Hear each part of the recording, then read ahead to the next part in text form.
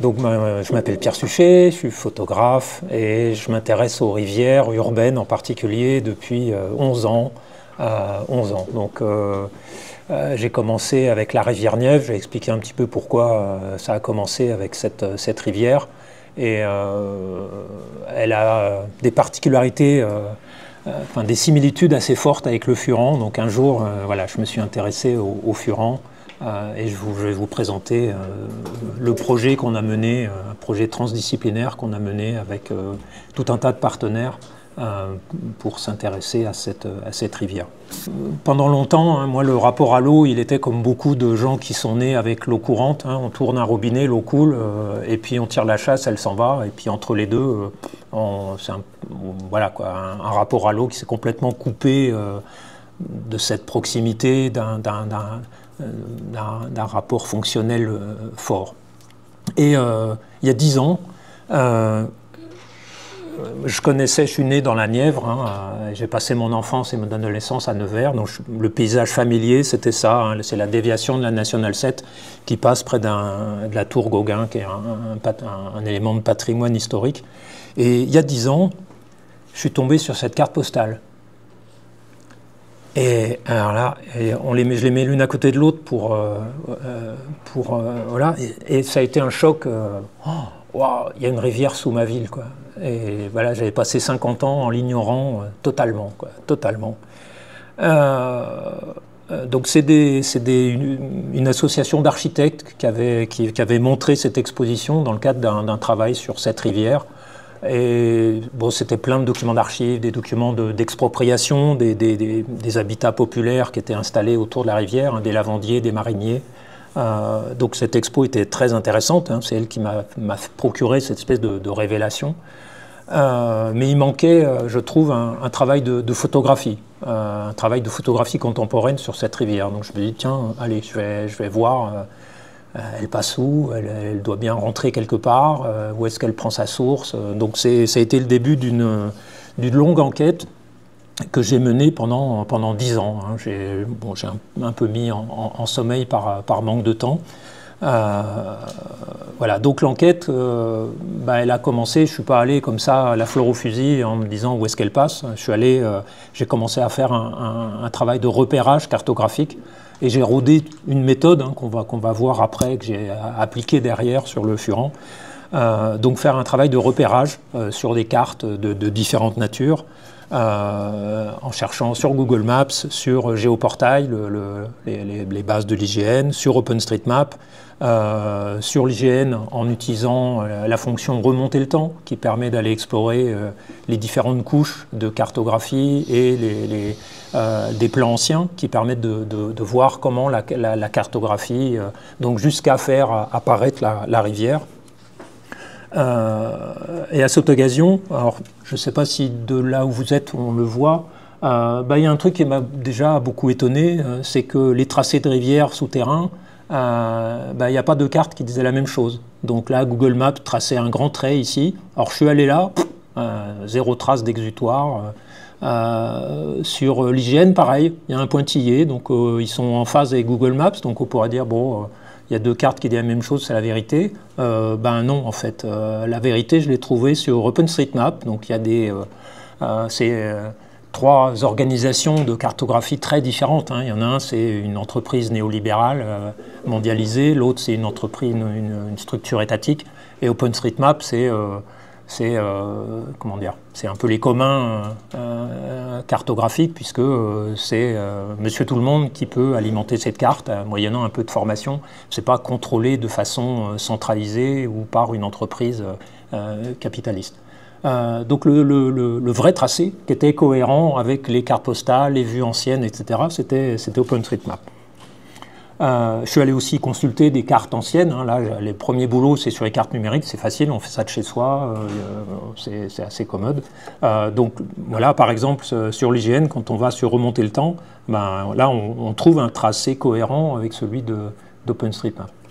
Donc voilà, c'était tout un apprentissage cette découverte de cette rivière, ça a été aussi tout un apprentissage de que disent les cartes, quelle forme de représentation cartographique du territoire et des rivières elles peuvent donner.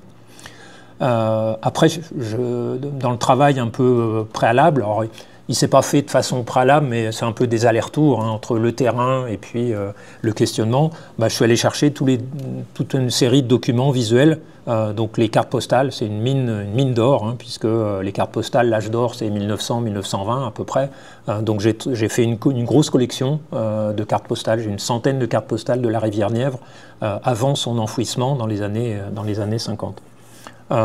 Les photographies anciennes, donc là c'est une pratique un peu plus récente, hein, puisqu'on trouve quelques photographies. Alors à l'époque, elles étaient un peu obliques en 1926, en 1959. 59, c'est intéressant parce que là, on voit le bulldozer est passé, tout le quartier populaire a été rasé. On retrouve la fameuse tour que j'ai vue tout à l'heure.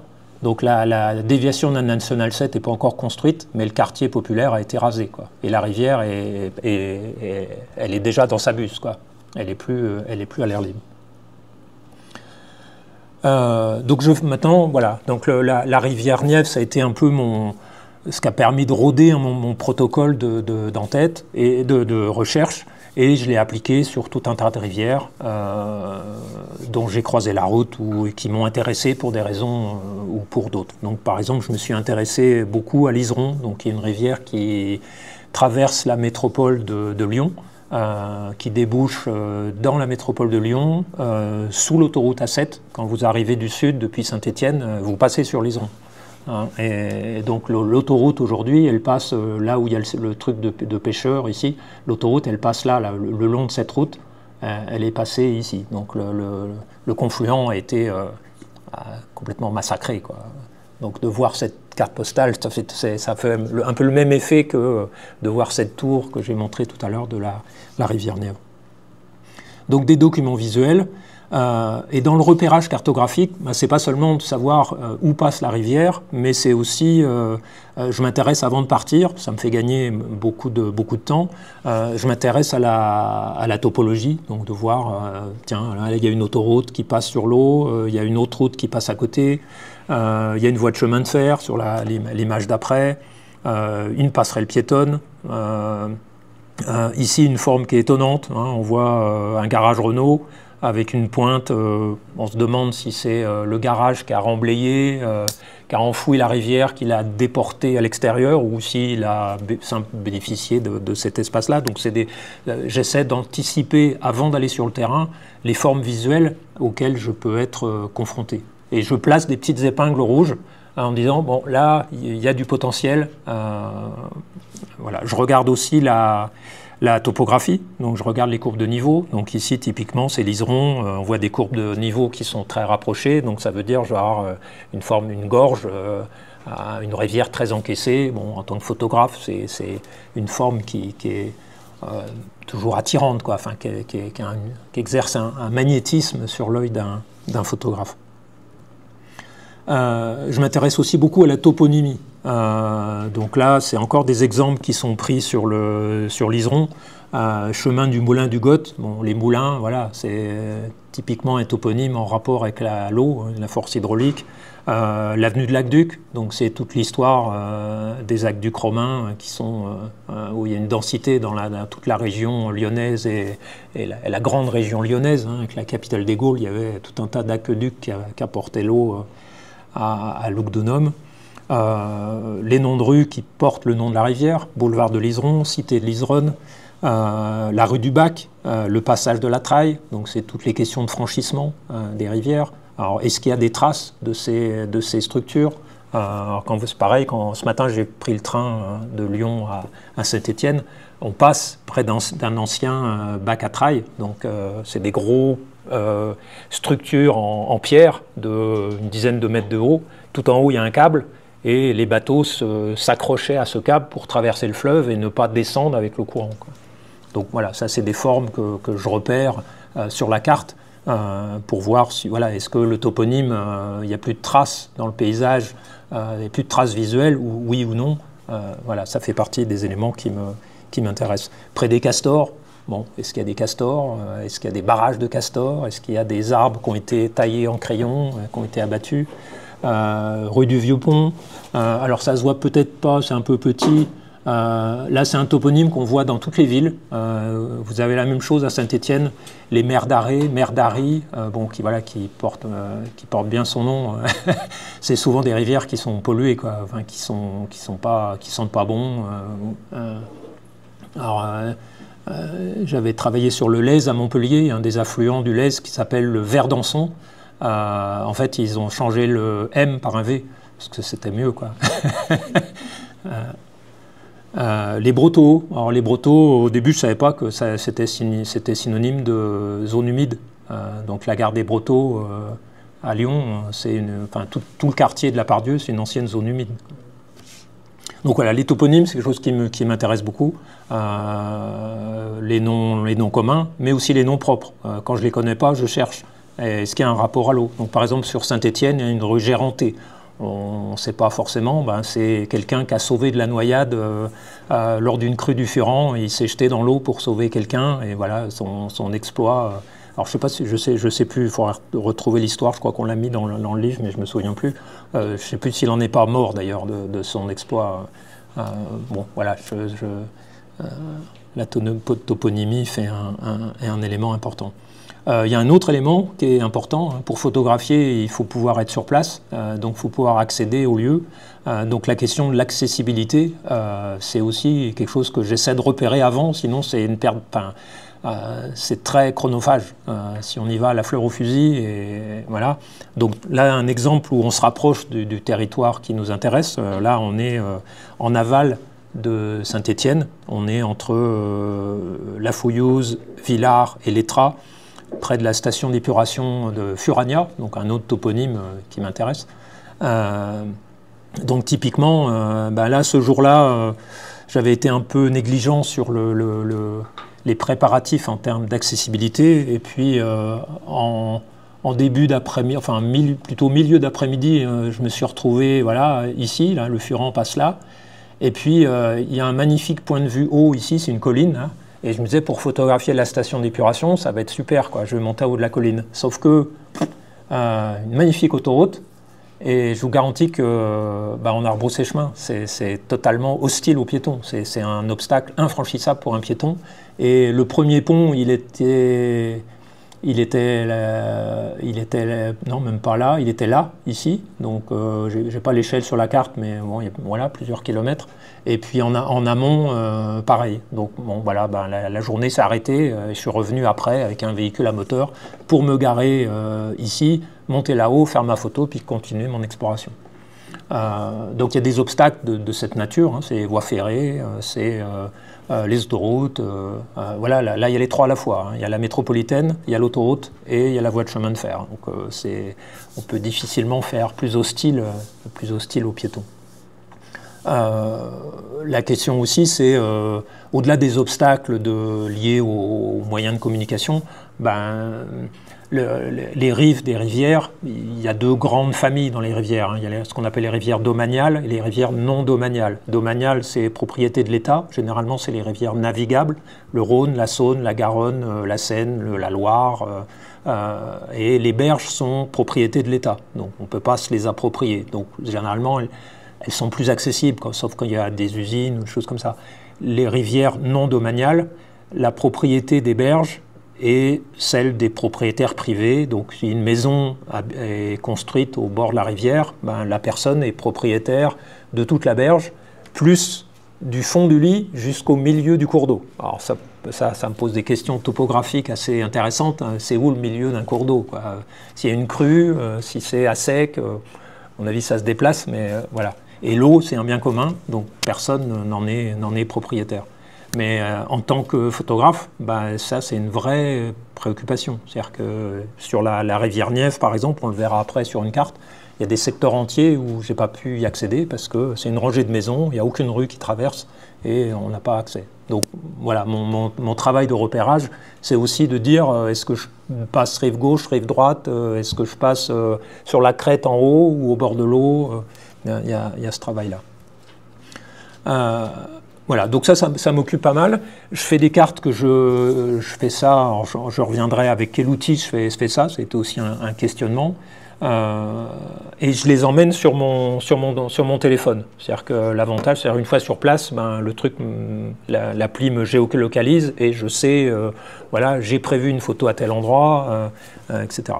Le deuxième choix que je fais, c'est le choix de l'appareil photographique. Alors, je fais partie des photographes qui considèrent qu'un choix d'outils, c'est pas neutre, quoi. Et on fait pas les mêmes peintures avec de la gouache, du couteau ou l'aérosol.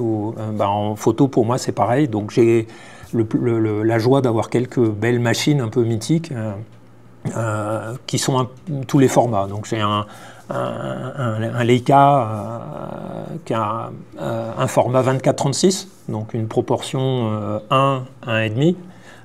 Et j'ai représenté les petits rectangles, c'est la taille. Alors, c'est pas forcément à l'échelle, hein, puisque suivant la taille de projection, mais ça donne la taille du négatif sur lequel on enregistre l'image. J'ai un autre appareil qui est un Hasselblad X-Pan, qui est un appareil panoramique. Donc son format c'est 24-65, donc c'est quasiment quand on appuie sur le bouton, c'est quasiment 2 photos de large. C'est la même hauteur, mais 2 photos de large. Un Rolleiflex qui est ce qu'on appelle un appareil moyen format, donc qui a un négatif carré, 6-6, une chambre photographique que je vous montrerai s'il ne pleut pas tout à l'heure, parce qu'elle est en bois, ça n'aime pas trop l'eau. Donc avec un négatif plus grand et des proportions différentes. 4/5, donc c'est 1 fois 1,1, 1,2. Donc c'est pas le même format. Donc ça c'est un vrai choix que je fais, et quand je commence une rivière, ben, je me tiens. C'est-à-dire que si j'ai commencé la première photo par choix ou par opportunisme, il y a des rivières où tiens, il y a une rivière, je prends une photo, puis il faut que je revienne, ben, du coup je continue avec le même appareil pour avoir une cohérence dans le choix de format. Voilà. Et donc j'ai une autre chambre, alors celle-là je ne l'ai pas amenée parce qu'elle est lourde et j'ai des petits soucis de dos en ce moment, donc je vais aller m'épargner le dos. Donc ce qu'on appelle une chambre 8-10, donc qui est homothétique à la petite chambre qu'on a montrée tout à l'heure, mais qui est un négatif de grande taille, hein, parce que c'est un négatif qui fait 20 sur 25 cm. Quoi. Donc juste pour que vous voyez, voilà un négatif de chambre 8-10 et un négatif de chambre 4-5. Donc on est sur des tailles beaucoup plus grandes que les petites cartouches que vous connaissez probablement, qu'on met dans les appareils argentiques, comme celles que je mets par exemple dans le Leica. Voilà. Donc je reviendrai un peu sur l'importance de ces choix juste après. Il y a un autre choix aussi que je fais quand je pars sur une rivière. Il y a le choix du film. Je photographie uniquement en argentique. Et en argentique, donc on peut choisir soit du négatif couleur, soit du négatif noir et blanc, soit de la diapositive couleur. Donc c'est les trois grandes familles. Donc les négatifs, comme son nom l'indique, quand on les regarde une fois développés, l'image est inversée, hein, les noirs sont blancs, les blancs sont noirs, donc il y a une transposition. La diapositive, quand elle sort du laboratoire, on les regarde par transparence, c'est comme un vitrail, donc c'est ce qu'on appelle du positif. C'est-à-dire que, voilà. Et donc il y a les tailles de film. Donc je trouve que ça saute aux yeux, hein. Je veux dire, on ne représente pas du tout, enfin ça n'a pas du tout la même type de représentation du paysage, suivant qu'on est en diapo couleur carré ou négatif noir et blanc panoramique. Voilà, il y a un côté un peu cinémascope sur le panoramique, il y a un côté très centré, une composition très centrée sur les photos carrées, et une composition plus dynamique sur les photos 24-36. Donc ça m'intéresse de... voilà, c'est un choix à la fois que j'assume et que je trouve intéressant et qui influe sur la représentation du territoire qu'on peut faire. Et après l'appareil, à format similaire, hein, entre un 24-36 négatif noir et blanc et puis une chambre où j'utilise du film noir et blanc, là ça va plus être dans le processus de prise de vue, dans l'acte de prise de vue, et puis aussi dans le rendu de l'image. On n'obtient pas le même grain d'image, le même piqué, le même gradation de gris entre un appareil petit format et une chambre photographique. Hein, sur un plan film comme ça, on a une densité d'informations qui est colossale, quoi, et un piqué qui est incroyable. On peut agrandir les tirages, ou même quand on ne les agrandit pas, on sent qu'il y a une différence, quoi. Vous montrez 10 photos argentiques petit format et 10 photos à la chambre, je les reconnais tout de suite. Et le grand public qui n'est pas forcément expert sent qu'il y a quelque chose de différent sur une photographie à la chambre. Il y a une sensation de présence qui m'apparaît plus forte, quoi, plus forte. Donc choix de l'appareil, choix du film, repérage, après il faut s'y coller. Donc je fais tous mes arpentages de rivière, je le fais à pied. Hein, donc c'est une expérience de la marche. Donc là typiquement c'est voilà, c'est ma carte de travail du Furan avec en vert les points de vue réalisés et en rouge des points de vue potentiels ou des points de vue que j'aimerais refaire, que je n'ai pas fait pour une raison ou pour une autre. Et puis à droite on voit toute ma campagne, donc, qui s'est étalée depuis décembre 2021 et qui s'est terminée, que je peux continuer, hein, mais à un moment donné, un livre, voilà, il faut arrêter les choses, quoi. Donc il s'est arrêté 2 ans après, en octobre 2023. Donc étalé, voilà, avec des grands pics. Hein, si on regarde, j'aime bien l'hiver et le printemps. J'aime moins l'été pour des questions de lumière. D'une part, j'aime bien les cieux comme aujourd'hui. Là, pour moi, c'est un temps de photographe parfait, quoi, parce que le soleil se diffuse, ça fait une lumière très enveloppante, très douce. Moi, ça m'intéresse beaucoup plus qu'une lumière très dure, avec des contrastes énormes. Bon, voilà, je préfère cette météo. Il ne faut pas qu'il pleuve, j'aime bien cette frontière, quoi. Voilà. Et on voit aussi, donc le Furan, je l'ai fait à la chambre photographique. Donc on voit que, alors c'est des journées entières, hein, c'est-à-dire je commence en gros à 9 h, hein, surtout en hiver, le soleil ne se lève pas très tôt, et puis je finis à 17 h, et on voit mon record de prise de vue en une journée, c'est 18, quoi. Donc voilà, c'est aussi une expérience de la marche, mais c'est aussi une expérience de la lenteur. Si la météo le permet cet après-midi, je montrerai, on fera une photo à la chambre, hein, vous verrez l'espèce de rituel. Installer le trépied, choisir son point de vue, poser la chambre, la bloquer, la déplier, mettre l'objectif, mettre le déclencheur, mettre le drap occultant, sortir les châssis, chercher son cadre, régler la lumière, etc. Donc c'est un rituel assez long. Hein, voilà. Pardon ? Oui, il doit y avoir un économiseur, mais c'est bon, oui, c'est pas encore mis en verrouillage, quoi. Sur le tableau, vous avez les kilomètres que vous faites à chaque fois ? Oui, c'est mon smartphone. J'ai une appli qui, voilà, le soir, je vois à peu près combien de kilomètres. Donc, pour faire les 36 kilomètres du Furan, j'ai parcouru presque 200, quoi. Hein, malgré les repérages préalables. Sur le terrain, il faut chercher un point de vue qui me semble pertinent, la bonne lumière, la rive gauche, la rive droite, où est le soleil. Donc je tiens compte de la course du soleil. Hein, il y a des applis qui permettent de prédire la course du soleil. C'est beaucoup utilisé par les réalisateurs ou les gens qui font les repérages de films de fiction. Il y a des choses qui donnent la courbe du soleil. Donc évidemment, moi, la photo, il ne faut pas que le soleil soit en face de moi, quoi. Il faut qu'il soit derrière, c'est le mieux, ou alors sur le côté. Donc ça fait partie des paramètres. Donc le Furan, on voit qu'il a un axe nord-sud et puis un axe est-ouest, en simplifiant un peu.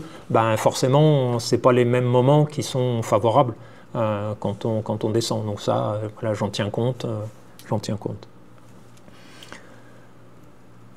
Oui, un point important. je suis pas le premier photographe à m'intéresser aux rivières, on en reparlera après. Je suis pas non plus il y a plein d'écrivains qui ont remonté des rivières, descendu des rivières. Moi, j'ai fait un parcours un peu spécial, c'est-à-dire que je suis pas parti de la source pour descendre au confluent ou du confluent pour remonter à la source. J'ai fait par tronçon en fonction je dirais, de motivation décroissante. C'est-à-dire qu'il y a des endroits, j'avais très envie de les voir, j'ai commencé par ça. Donc j'ai commencé en fait par l'endroit qu'on va aller voir tout à l'heure, c'est l'endroit où le Furan rentre dans le tunnel. Je voulais voir ça en premier. Donc j'ai commencé par ça. Et puis après, je voulais voir le confluent, parce que moi les confluents c'est une figure ouais, je sais pas, c'est difficile à expliquer, mais c'est des figures fortes au niveau visuel d'une part, et puis symbolique, quoi. C'est une rivière qui se jette dans une autre. Ouais, je trouve ça, c'est des lieux très beaux. Donc voilà, j'ai continué par ça. Et puis après, j'ai fait la source au Bessa. Et puis après, j'ai fait la sortie du tunnel à la frontière entre Saint-Étienne et Saint-Priest-en-Jarret, parce que je voulais voir comment l'eau sortait. Et quel écart il y avait entre le moment où elle rentre et le moment où elle sort, 4,5 km après. Et puis après, j'ai bouché les trous au fur et à mesure.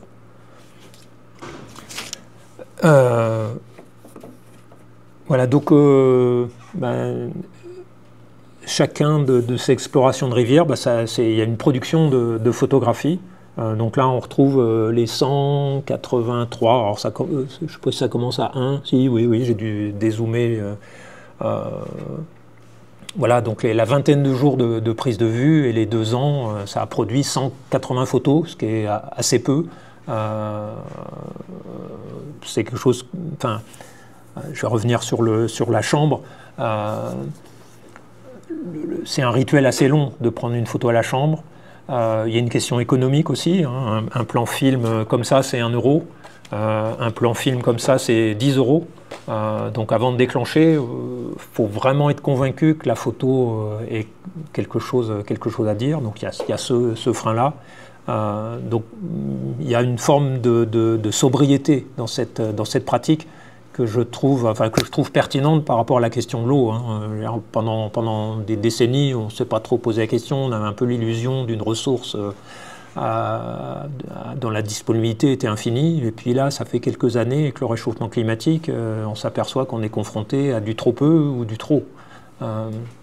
Donc avoir une pratique qui fait écho à ça, alors qu'on peut critiquer sur d'autres sujets, hein. Pour faire ces plans films, il faut creuser des mines pour récupérer de l'argent. Voilà, toujours, on n'est jamais totalement exempt de critiques possibles, quoi. Donc là, le Furan, de 2 ans de prise de vue répartis, on voit un effet de... Voilà, le Lez et le Verdançon, donc le fleuve, c'est le fleuve et la rivière qui traverse Montpellier. Là, j'ai fait ça avec un appareil beaucoup plus récent, en tout cas une technologie beaucoup plus récente, un Hasselblad. Hein, c'est un appareil qui a carrément un moteur qu'entraîne le film. Et puis ça utilise les petites cartouches que vous connaissez tous. Donc voilà, c'est pas des 36 poses, hein, puisque comme chaque vue est plus large, on fait 20 vues. Mais j'avais tout un sac de pellicules dans mon dos et j'ai descendu le Lez, enfin toute la partie urbaine, en une journée, hein, en commençant très tôt. Donc voilà, l'outil influe sur la vitesse, influe sur la représentation. C'est des photos panoramiques, donc c'est un rendu très, très différent. La Nièvre, donc là c'est un intermédiaire, c'est un appareil qui date des années 60, donc qui est très, très manuel. Hein, c'est un appareil, j'ai montré la photo tout à l'heure, c'est un appareil qui est intéressant parce qu'au lieu de viser comme ça, un peu comme un tireur, on vise avec le nombril, hein, puisque c'est un appareil qu'on met à cet endroit-là. On vise par-dessus, on a un dépoli, et puis l'objectif est là. Donc on a un rapport très différent, et je trouve qu'il y a un rapport un peu d'humilité. On a l'impression d'être un Japonais qui dit bonjour à la rivière. J'aime bien ça. Donc là, le corpus, j'ai dû faire 400 photos en 10 ans, ce qui n'est pas colossal. Hein. Parce que là encore, c'est de l'argentique, C'est des films qui ont un certain coût, surtout la diapo couleur, c'est le film le plus coûteux par rapport aux deux autres types de films. Une fois que j'ai fait toutes ces prises de vue, après ce qui m'intéresse, c'est de les confronter à mon repérage préalable. Donc je reviens sur mes cartes de repérage et j'élimine les épingles rouges qui n'ont pas confirmé leur potentiel que j'avais imaginé. Des fois ils se confirment, des fois ils ne se confirment pas. Donc je reporte ces photos sur une carte interactive, ce qui fait que je peux à la fois cliquer sur l'épingle et voir la photo apparaître. Alors je vais faire une démo ici. Ah oui, il y a Internet? Oui.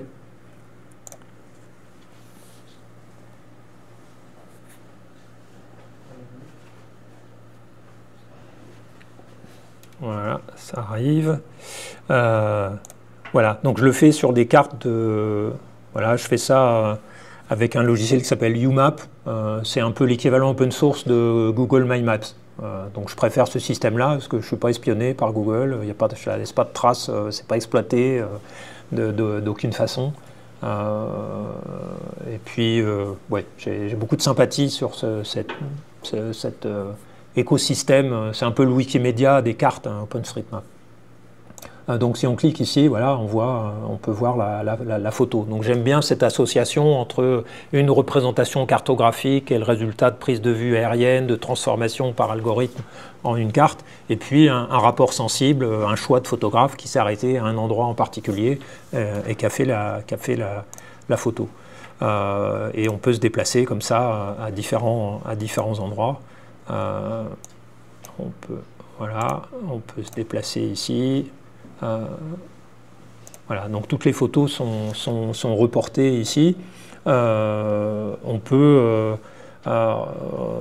même faire des parcours, c'est-à-dire que si ça fonctionne, voilà, on peut lancer une espèce de mode diaporama. Et donc là, vous vous promenez, c'est la carte qui fait ça tout seul. Enfin, c'est moi qui ai défini le parcours, et vous vous déplacez sur les différentes zones de la rivière. Donc là, il explore. Alors plus l'écran est grand, mieux c'est. Hein. Sur un smartphone, c'est un peu, c'est pas l'outil idéal pour l'utiliser, mais voilà. Donc un parcours que des fois dans les expos, voilà, je mets sur un terminal vidéo et puis les gens peuvent se laisser mener, ou alors on le laisser en mode interactif et les gens se déplacent comme ils le souhaitent. Donc je vais arrêter le diaporama. La particularité sur cette carte, je vais dézoomer un petit peu, on voit il y a des zones de différentes couleurs. Alors on va aller les voir ici. Voilà. Donc sur cette rivière, en fait, j'ai identifié des secteurs. Alors ce n'est pas un exercice que je fais avec toutes les rivières, parce qu'il y a des fois, je trouve que ça vient naturellement, enfin en tout cas à force d'enquêter sur ces rivières, voilà. Donc là, sur la rivière Nièvre, j'ai identifié 8 secteurs dépollués. Il y a eu toute une industrie chimique, notamment la capitale européenne de la chimie du bois, hein, qui était installée à Prémery, donc dans le nord-est de la Nièvre, qui a copieusement pollué la rivière pendant 150 ans. Turbiné, c'est tout le passage des moulins qui exploitaient la force hydraulique, et puis maintenant on transforme des fois ça en turbine. Épargné, comme son nom l'indique, il y a des zones où voilà, la main de l'homme n'a pas mis les pieds. Dérivé, donc là ça fait plus référence à l'histoire de la rivière qui était dérivée au XIXe siècle, hein, pour à la fois construire une digue contre les inondations de la Loire et détourner la rivière de son passage dans le centre-ville de la rivière. Privée, donc on voit notamment cette zone-là, voilà, elle est privée, donc il y a des usines en sud et des maisons au nord, donc elle n'est pas accessible, donc pas de photo, quoi. Rescapée, parce qu'elle a échappé à des travaux d'urbanisme qui auraient pu l'abîmer. Restaurée, donc il y a tout un courant d'aménagement où justement on essaie, après des décennies de massacres, de restaurer les rivières. de supprimer certains seuils qui empêchent la remontée des poissons, de faire revenir la biodiversité, de désimperméabiliser les berges, etc. Et englouti. Donc ça, c'est le gros point commun avec Saint-Étienne. C'est-à-dire que la Nièvre a été engloutie à la fin des années 50. On peut zoomer ici. Donc toute cette partie-là, on a vu tout à l'heure les photos aériennes. Hein, et on voit où est-ce qu'elle est, la tour. La tour, elle est par là. Voilà. On voit la tour qu'on voyait tout à l'heure. Donc on retrouve une vue couleur. Donc toute cette zone ici... Voilà, elle a été fait l'objet d'un grand plan d'urbanisme dans les années 50, expropriation des habitants, relogement dans des HLM, passage du bulldozer, construction, mise en place d'une buse assez gigantesque et étalement d'un ruban de bitume pour faire passer la voiture reine, qui était la reine de l'époque dans les années, fin des années 50-60. Donc voilà, je suis resté un peu longuement sur la rivière Nièvre, mais elle a, je trouve, pas mal de similitudes avec le Furon, en tout cas toute cette partie engloutie. Et puis, à titre personnel, c'est vraiment sur cette rivière où j'ai construit ma méthode de travail, mon protocole de travail. Je vais revenir sur la présentation. Elle est plus à droite, c'est ça? Ah oui, voilà. Voilà. Donc les cartes interactives, ouais, quel intérêt je trouve à cette spatialisation de mes photographies? Le premier, c'est la contextualisation. Là, typiquement, cette photo qui représente a priori une belle rivière en milieu naturel avec une belle ripisylve. Quand on regarde la carte, elle est, à gauche, il y a la zone industrielle des Taupières et à sa droite, il y a la zone industrielle Saint-Éloi. Donc ça montre une fois de plus que voilà, une photo ne montre que ce qu'on a bien voulu mettre dans le cadre. Ce n'est pas forcément ce qu'un piéton va percevoir à cet endroit-là. C'est un environnement assez sonore de part et d'autre, des usines de BTP. Donc voilà, le contexte m'intéresse. Cette forme de transparence sur le hors-champ, c'est vraiment, ça apporte voilà, d'où j'ai pris la photo, ça situe la photo et ça dit aussi les choix que j'ai faits. J'aurais pu tourner mon appareil de 90 degrés et puis montrer l'usine ou montrer la rivière et l'usine. Alors il y a d'autres photos qui le font, mais à cet endroit-là, non, quoi. L'autre intérêt aussi, c'est la reproductibilité. Alors, il y a pas mal de photographes qui mettent les coordonnées GPS sous les photos, mais je trouve ça d'une aridité totale. Et puis, sauf à aller taper dans un logiciel de cartographie, de voir où c'était, je veux dire, moi, ça ne me parle pas. Alors que les représenter sur une carte, voilà, c'est simple, c'est compréhensible, ça évite ce langage de géomaticien, hein, enfin, ou un langage technique que je trouve très abscon, quoi. Et ça permet la reproductibilité. La rivière Nièvre, je l'ai apportée pendant 10 ans, donc forcément je suis passé à des endroits à plusieurs reprises. Donc typiquement, là, les deux photos, elles sont séparées de 5 ans d'intervalle. Ici, une usine chimique, enfin l'annexe d'une usine chimique avec des gros tuyaux qui reliaient avec l'usine principale. Et puis 5 ans après, l'usine a été rasée proprement, les tuyaux ont été enlevés, il reste juste la berge en béton avec la grille de prise d'eau et la barrière qui protégeait les employés qui passaient sur la passerelle. Alors je ne l'ai pas mise ici, mais je suis revenu 5 ans après, il y a un magasin bio maintenant à la place de l'usine chimique. Donc voilà, c'est intéressant de voir le genre de transformation du paysage.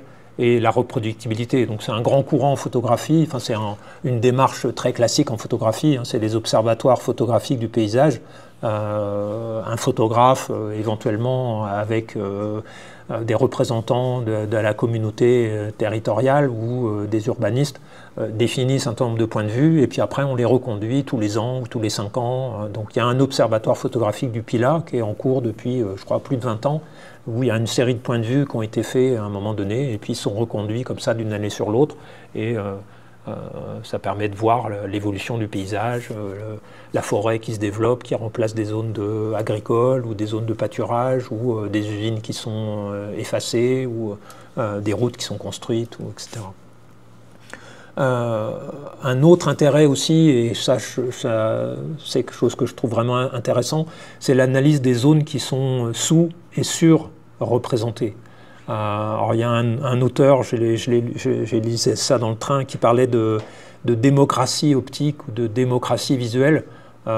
C'est clair qu'aujourd'hui il y a des territoires qui sont surreprésentés et d'autres qui sont sous-représentés. Donc ça m'intéresse beaucoup de m'interroger pourquoi il y a un grand trou ici. Donc là, j'ai donné l'explication tout à l'heure, hein, c'est une zone privée, donc voilà, j'ai pas accès, et c'est pas dans ma démarche d'aller demander des autorisations ou d'y aller par effraction. Non, ça m'intéresse pas, au contraire, ça m'intéresse de montrer les blancs des cartes, quoi. Il y a des géographes qui ont étudié ce sujet avec une approche différente. Celui-là, c'est pas une zone privée, donc pourquoi là, il doit y avoir plus d'1 kilomètre où j'ai pas fait de photos, et puis là, il y en a tout un chapelet. Donc ça m'interroge, c'est une façon de m'interroger sur ma culture visuelle, et surtout au début, quand j'ai commencé à travailler sur la rivière, comme tout le monde, moi, je suis beaucoup influencé par la peinture du paysage du 19e siècle, qui donne une représentation très particulière du paysage, et qui a un peu défini des canons de beauté du paysage. Donc le fait de travailler là-dessus, c'est aussi de dire pourquoi je photographie ça. Est-ce que c'est un peu ces canons visuels qui m'ont influencé? Est-ce que c'était en fin de journée, j'étais fatigué, voilà, je suis allé vite? Il y a plein de raisons qui font que... Mais pour moi, c'est quelque chose de... Pour moi, c'est un vrai sujet, quoi, de dire sur le territoire, il y a des zones sous-représentées, et d'autres qui le sont beaucoup plus, quoi. Alors ça m'intéressait aussi, avec ma collection de cartes postales, je me dis qu'est-ce que je fais de cette collection. Donc j'ai fait une carte un peu similaire à celle que j'ai montrée, où on peut accéder aux cartes postales du 19e siècle. Donc ça me permet, moi, d'avoir mon dictionnaire des représentations visuelles de cette rivière, et puis quand je suis sur place, de dire « Ah, on est là, tiens, il y a telle carte postale, je vais essayer de faire la même, voir si c'est possible. » Et puis de dire à un siècle d'intervalle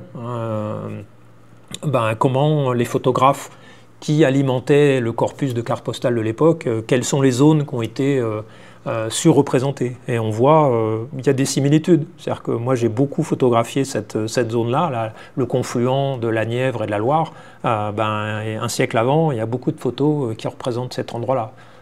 Donc je trouve ça intéressant, cette espèce de permanence à travers le temps du regard des photographes. Donc j'ai fait chaque rivière, je fais cet exercice de représentation sous forme de carte. Sur l'Iseron, il y a quelque chose de nouveau qui s'est passé pour moi. Ouh là là, le temps passe vite. Je suis rentré en contact avec une géographe du CNRS qui travaille en géographie sociale, et qui avait mené, avant mes photographies, des entretiens avec des riverains, des gestionnaires de rivières et des élus du bassin versant. Et elle avait collecté tout un tas d'entretiens, et elle me les a communiqués. Je me suis dit, oh, c'est passionnant, il y a vraiment beaucoup de matière, et en plus des relations à la rivière très différentes. Et qu'est-ce que je peux faire de ça? Donc je les ai intégrés sur la carte. Donc on voit, il y a des épingles de couleurs différentes. Les vertes, c'est mes photos. Les bleus, c'est les riverains. Les jaunes, c'est les gestionnaires de rivière. Et les gris, c'est les élus. Donc il y a 4 parcours différents, et donc 4 rapports différents et 4 visions de la rivière. Donc je pourrais vous montrer des exemples. Enfin, on va le faire rapidement. Je vais essayer. Je ne sais plus que...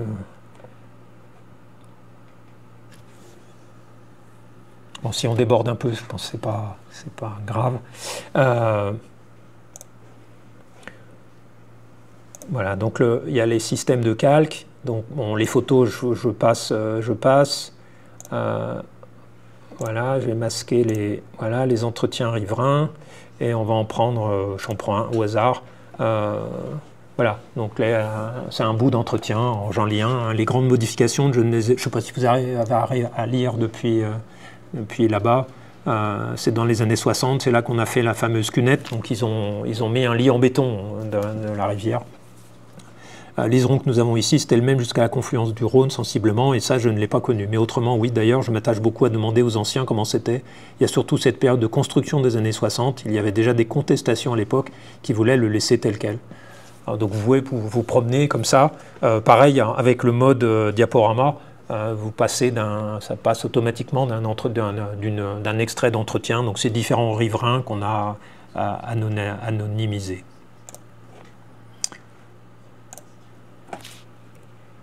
Sur les ondes, donc la même chose sur le fleuve Lèze à Montpellier, donc des histoires ville-rivière complètement très différentes à chaque fois, quoi, et à la fois des points communs. Et le Furan, donc ça c'est ma carte de travail où on retrouve les différentes sessions de prise de vue. Hein, donc on peut, alors on va le faire ici. Hop. Alors ce qui est dommage, c'est qu'on ne peut pas.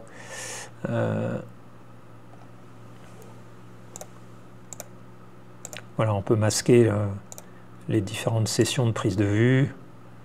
Voilà, on voit ma progression dans le temps.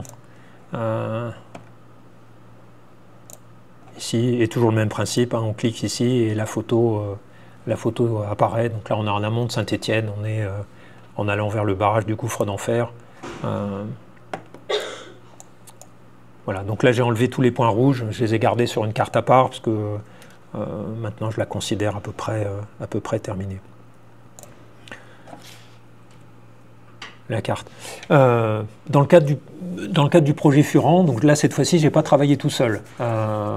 J'ai travaillé avec un groupe pluridisciplinaire sous la direction de Daniel Méo, qui est professeur à l'université de Saint-Étienne en photographie, histoire de l'art et photographie. Et elle a réuni toute une équipe d'historiens, de géographes, la direction des archives municipales de Saint-Étienne, le musée d'art et d'industrie, la direction de l'eau, l'école d'architecture, et on s'est réunis tous les mois pendant 2 ans pour mener ce projet. Donc dans les géographes, il y avait aussi des géomaticiens, donc des gens qui sont spécialistes de ces systèmes d'information géographique, que j'utilise de façon autodidacte, mais eux, c'est vraiment leur métier. Donc ils ont pris la carte que j'avais bâtie moi-même et ils l'ont intégrée dans un système, dans un SIG propriétaire. Bon, c'est le petit défaut que je trouve à ce système, mais qui a des fonctionnalités très, très supérieures. L'intérêt de cette carte, c'est qu'il y a 2 modes d'entrée. On peut rentrer par la carte, cliquer sur une épingle et la photo apparaît. Alors, je vais vous faire la démo, ça sera plus parlant.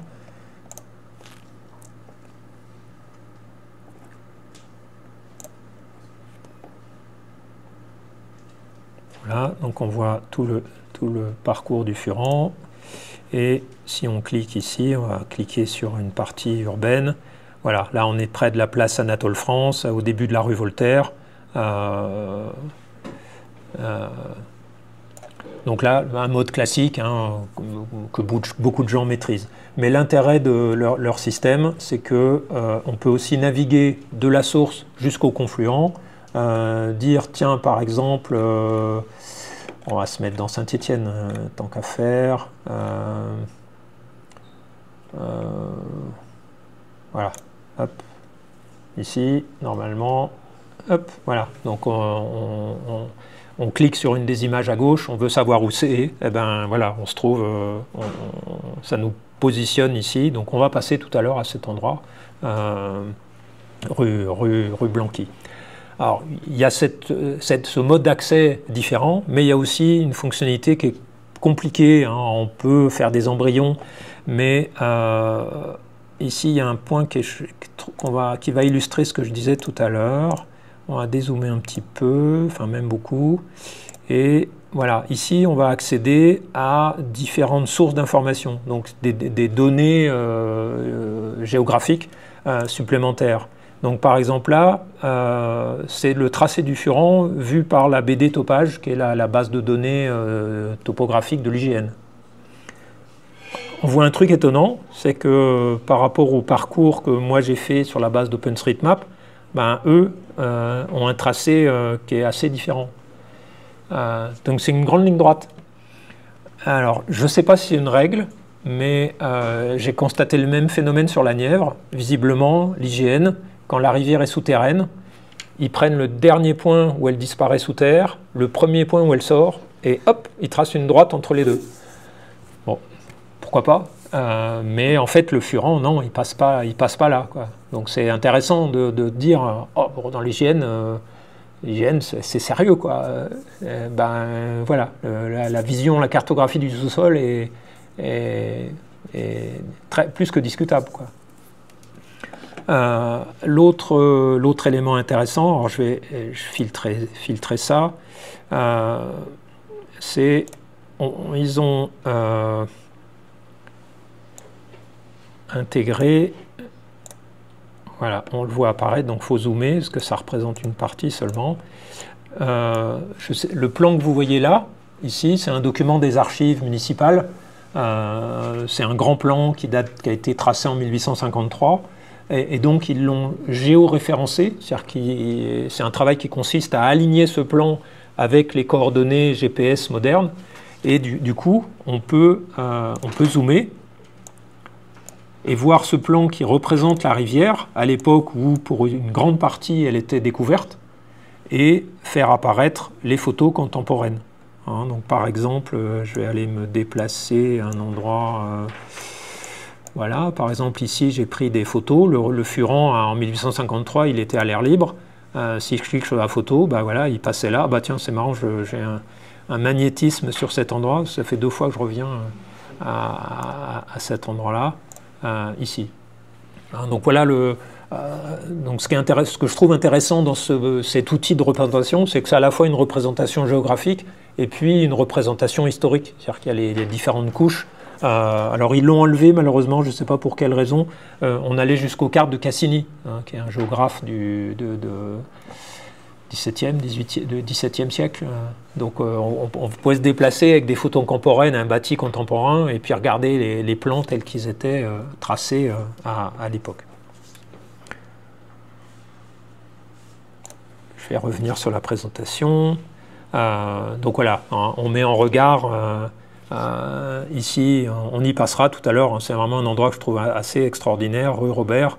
Il y avait un moulin, juste dans mon dos, là, à l'opposé de l'endroit où je fais la prise de vue. Il y avait un moulin, ici, les usines Flachier. Alors je ne sais plus quelle était la fonction du moulin, est-ce que c'était la farine, de l'huile ou broyer du tissu, je ne sais pas.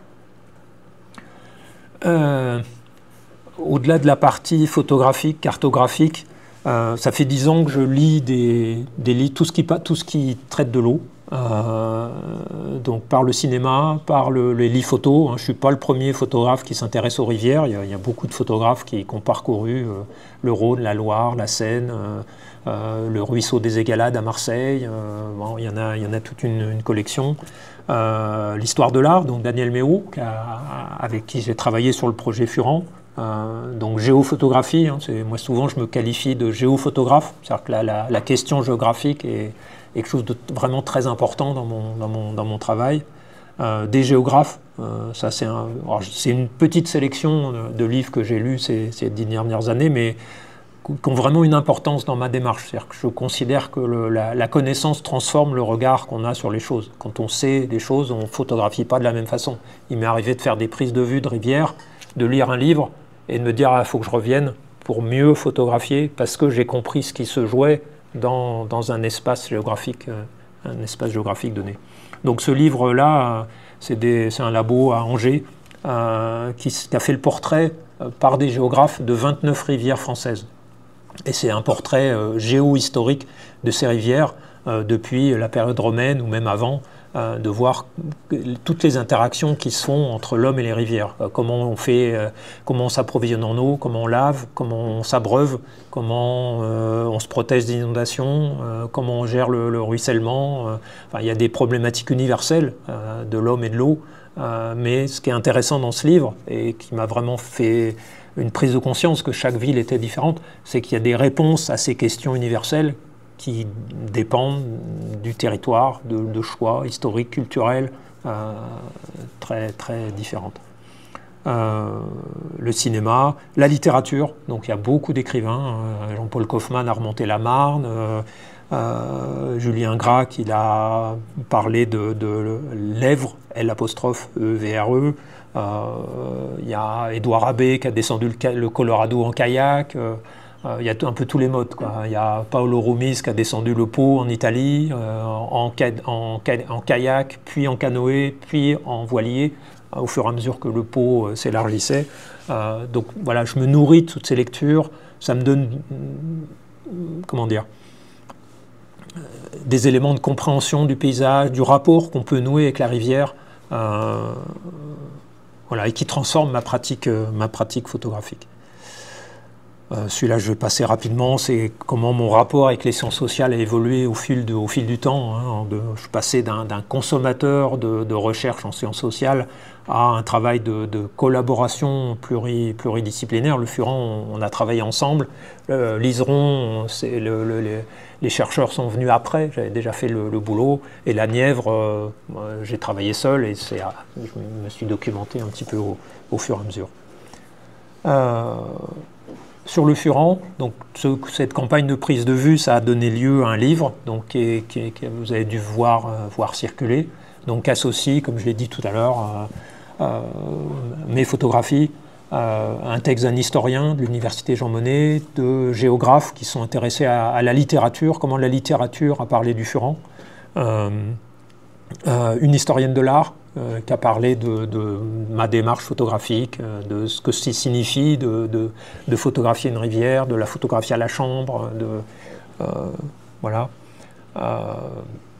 Bon, voilà, c'est une forme, je dirais probablement une des plus belles hein, pour restituer un travail photo et un travail d'une équipe de ce type-là. Il y a une autre forme que je vous invite à voir, c'est l'exposition. Donc il y a une exposition qui est démarrée la semaine dernière, le vernissage était jeudi dernier, qui est à l'école d'architecture, donc à l'ENSAS, rue Buisson, qui dure jusqu'au 15 décembre. Alors là, la particularité de cette exposition, c'est que c'est deux commissaires d'exposition qui ont conçu la scénographie.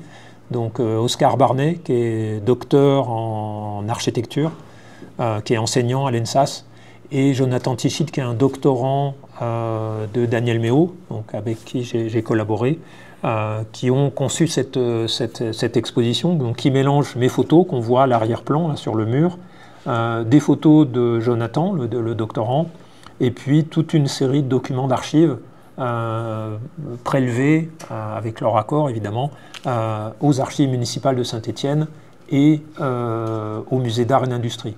Donc il y a des reproductions de peintures, des photos, des cartes postales, des plans anciens, des documents d'études. Donc voilà, ça donne un peu toute la complexité historique des rapports entre la ville de Saint-Étienne, la métropole en général, et la rivière. Il y a la carte que j'ai montrée tout à l'heure qui est en libre service. Donc si vous voulez vous déplacer, jouer avec les fonds de carte, la carte est présentée de le mur. Donc c'est jusqu'au 15 décembre. C'est visible la semaine malheureusement. Le week-end, l'école est fermée, donc elle n'est pas accessible. Mais sinon c'est ouvert aux horaires d'ouverture de l'école. Voilà.